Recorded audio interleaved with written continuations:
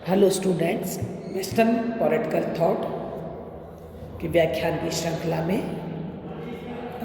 हम ग्रीन के दर्शन पे चर्चा कर रहे थे। आज की क्लास में हम ग्रीन के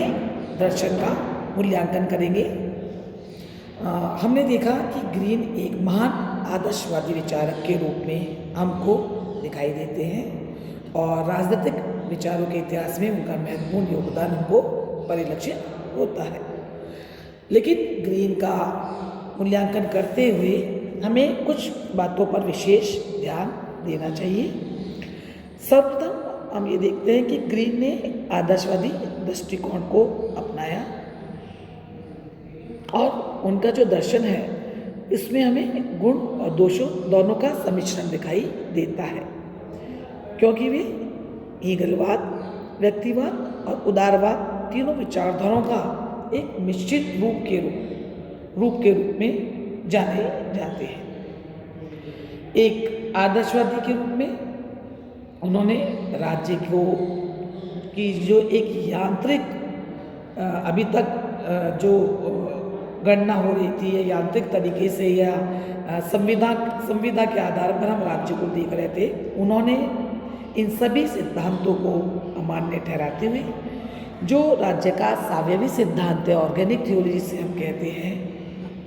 उसको स्वीकार किया और उन्होंने ये माना कि राज्य एक साध्य प्राप्ति का ही साधन नहीं है, अपितु राज्य व्यक्तियों के पूर्ण नैतिक विकास के लिए आवश्यक है। तो ग्रीन के दर्शन को जब हम बहुत करीब से देखते हैं तो हम ये पाते हैं कि ग्रीन जहाँ एक तरफ राज्य के ऑर्गेनिक थ्योरी में विश्वास रखते हैं, वहीं दूसरी तरफ वे व्यक्ति के सम्मान के प्रति भी उनमें उनके दर्शन में एक गहरी आस्था दिखाई हमको देती है और इन दोनों बातों में समन्वय करना भी बड़ा मुश्किल दिखाई देता है। दूसरी बात, जब हम मानव प्रकृति के संबंध में ग्रीन के विचारों का अवलोकन करते हैं तो हम देखते हैं कि ग्रीन एक आदर्शवादी विचारक के रूप में हमें ज़्यादा मानव प्रकृति के संबंध में उनका जो दृष्टिकोण है वो दिखाई देता है। क्योंकि वो अपनी आदर्शवादी दृष्टिकोण के अनुसार ये मान रहे हैं कि मनुष्य एक विवेकशील प्राणी है, उसमें सब इच्छा है, वो सभी तरीके से बहुत अच्छा प्राणी है। जबकि ग्रीन का जो ये विचार है बहुत एकांगी प्रतीत होता है, क्योंकि मनुष्य में अगर भौतिक तत्व विद्यमान है तो साथ ही साथ उसके मन मस्तिष्क में क्रोध, घृणा, छल कपट आदि अभौतिक तत्व भी हमको दिखाई देते हैं। तीसरी बात जिसको हमको समझने की ज़रूरत है ग्रीन के दर्शन के मूल्यांकन में, कि कुछ जगह हमको ग्रीन के विचारों में कुछ असंगतियाँ भी दिखाई पड़ती है, क्योंकि उनका समस्त दर्शन हमको यथार्थवाद से दूरी बनाए हुए दिखाई देता है और ऐसा लगता है कि उन्होंने समाज की जो वास्तविक परिस्थितियाँ हैं उनका व्यवहारिक ज्ञान उनमें नहीं था। तो वो हमको कुछ जगह यथास्थितिवादी दिखाई देते हैं। शुरुआती दर्शन में वो आध्यात्मिक तत्वों की खोज में दिखाई देते हैं,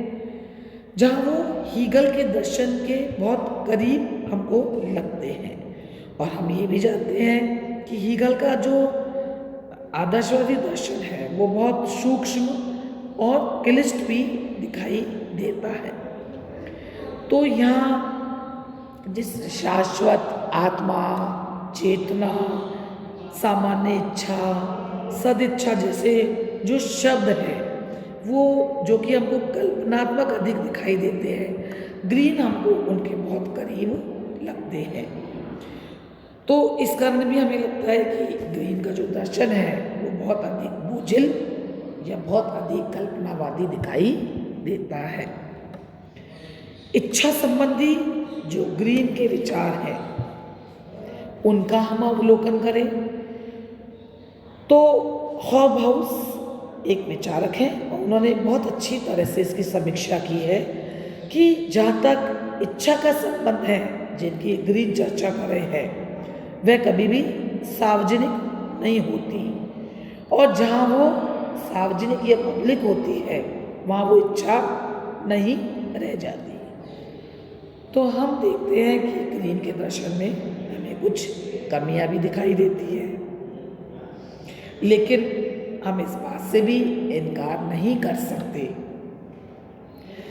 कि व्यक्ति के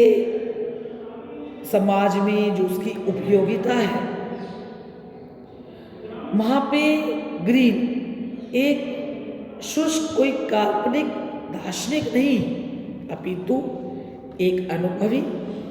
व्यवहारिक विचारक नजर आते हैं। संपत्ति के अधिकार और निरंकुश राज्य विरोधी भी जो उनके विचार है वो हमको बहुत कॉन्क्रीट या ठोस दिखाई देते हैं। टीएच ग्रीन के विचारों में एक महत्वपूर्ण तथ्य जो हमको दिखाई देता है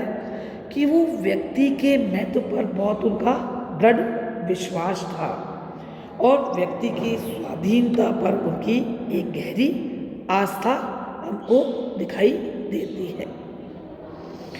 तो संक्षेप में हम ये कह सकते हैं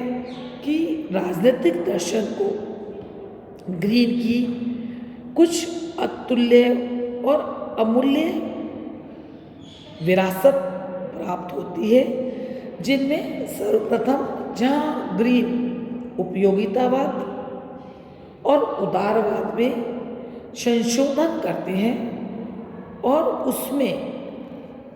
मात्र भौतिकता पर जो जोर दिया गया है उसकी कमी को पूरा करते हुए मनुष्य की आत्मा और समाज में उसका जो योगदान है उसके पर जो जब वो जोर दे रहे हैं या जब वो बहुत एम्फेसिस डालते हैं तो हम यहाँ दिखाई देते हैं कि वो उपयोगितावाद को नए मायने प्रदान कर रहे हैं। साथ ही साथ ग्रीन अपने विचार में बहुत सुंदर तरीके से आदर्शवाद और व्यक्तिवाद के साथ में सामंजस्य स्थापित करते हैं, क्योंकि जब हम हीगल पढ़ रहे थे तो हमने देखा था कि हीगल ने व्यक्ति को एक साधन बनाया और राज्य की बलिवेदी पर वो उसको चढ़ा देता है, लेकिन ग्रीन हीगलवादी होते हुए भी आदर्शवादी विचारक होते हुए भी राज्य को एक आदर्श बताते हुए व्यक्ति की गरिमा को स्थापित करता है और व्यक्ति के नैतिक विकास के लिए राज्य को एक साधन भी मानता है। तो वो राज्य के साथ साथ व्यक्ति को भी प्रमुखता अपने अध्ययन में देता है। तीसरी बात, अगर हम उनकी देन की चर्चा करें कि ग्रीन की महानता इस बात में भी बहुत अधिक है कि वो बेंथम के सुखवादी दृष्टिकोण से आगे जाकर के अपने उदारवादी दृष्टिकोण को एक ऐसे बिलीफ के रूप में, एक ऐसे विश्वास के रूप में स्थापित करते हैं जब वे नैतिकता और सामाजिकता को भी समाज के लिए एक सुरक्षित और सभ्य व्यक्ति के रूप में नागरिक को प्रतिस्थापित करते हैं। और राजनीति विज्ञान के विद्यार्थियों के लिए या अध्ययनकर्ताओं के लिए ये उनका एक बहुत बड़ा महत्व है या उनकी बहुत बड़ी देन है कि वो व्यक्ति की नैतिकता को, उसके भौतिक संतुष्टि के साथ साथ व्यक्ति के अंदर जो नैतिकता है, उसकी जो आदर्शात्मकता है, उसका जो विवेक है, उसको भी अपने दर्शन में महत्वपूर्ण स्थान देते हैं। Thank you.